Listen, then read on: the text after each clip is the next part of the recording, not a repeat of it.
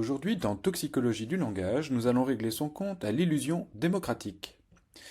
C'est le printemps, le retour des oiseaux, des fleurs, des feuilles de vote et des élections européennes notamment.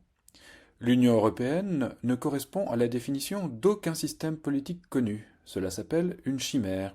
J'y reviendrai un peu plus tard.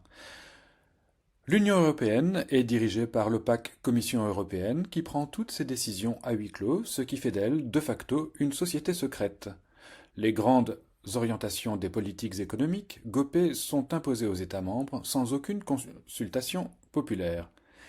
C'est l'Union européenne qui impose l'essentiel de ses politiques et de ses lois aux pays membres, et comme je l'ai dit, l'UE est un système qui n'a pas de nom. Elle est donc innommable. Ce n'est pas une fédération, puisqu'une fédération est l'union d'États gardant leur souveraineté et unis dans un but commun.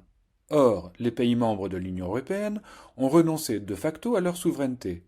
Rappelons que les 4 attributs de la souveraineté sont battre monnaie, faire les lois, rendre la justice, décider de la paix et de la guerre.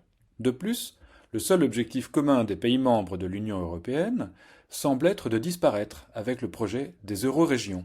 En France, par exemple, Emmanuel Macron transfère progressivement les prérogatives de la France, de l'État français, vers l'Union européenne. Cela devrait constituer un crime de haute trahison. Heureusement, Nicolas Sarkozy l'a fait disparaître du code pénal. Pas de crime, pas de coupable, il y a donc bien une justice. Le cheval de bataille de l'Union européenne est la lutte contre les extrêmes et contre les régimes autoritaires.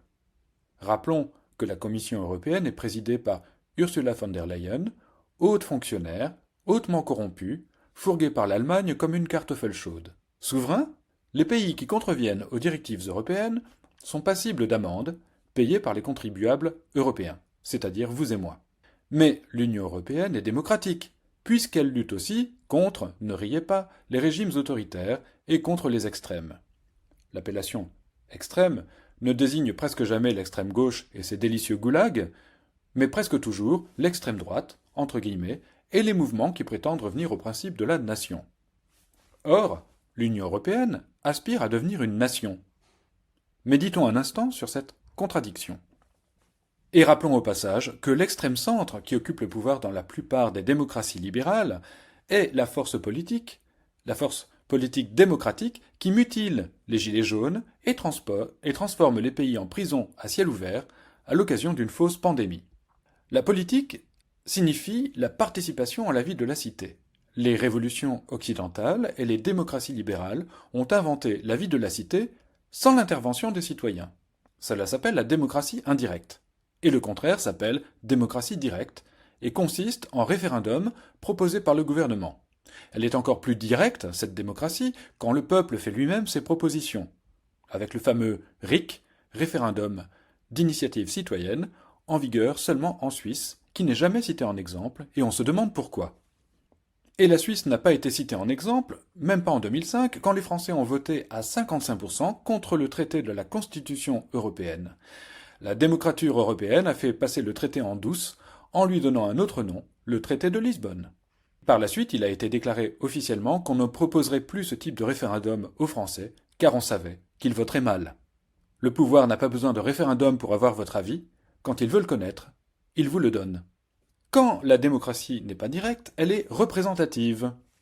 Il faut nous demander qui ou ce que ces représentants représentent vraiment. Représentent-ils le peuple ? C'est ce que nous dit le pouvoir qui les a cooptés. C'est ce que dit le loup à l'agneau. Ce serait se tromper que d'affirmer que les représentants, c'est-à-dire les élus, ne représentent rien sous prétexte qu'ils ne représentent pas le peuple. Ils représentent avant tout les petites et grandes dynasties dont ils sont issus. Vu que ces candidats sont par-dessus le marché, cooptés par la caste pouvoir et par les officines supranationales, penser que le choix entre ces candidats est preuve de démocratie revient exactement à prétendre qu'une personne, qu'on oblige à choisir entre McDonald's, Quick, Burger King et Eclair Chicken, exerce son autonomie alimentaire. De même, faire croire que l'introduction d'un bulletin dans une urne est signe de démocratie revient à dire qu'un mendiant est riche sous prétexte qu'on lui aurait donné 1 euro. La différence étant qu'1 euro, c'est mieux que rien. Notons que c'est le même pouvoir qui appelle les membres d'une caste représentants du peuple. On sent très fort le désir de caresser le même peuple dans le sens de la laine. Soit dit en passant, En France, on a le privilège d'élire un président que rien n'oblige à tenir ses promesses électorales. Les urnes en question seraient funéraires, que cela ne changerait pas grand-chose à la vie politique, ni à sa mort d'ailleurs. Dans les démocraties indirectes ou représentatives, le rôle du citoyen se voit donc réduit à l'introduction d'un bulletin dans une urne. Les élections et les votes peuvent être truqués. C'est ce que nous apprend NDA, je veux dire Nicolas Dupont-Aignan, dans une interview. Les possibilités de triche se présentent à partir de 3 votants.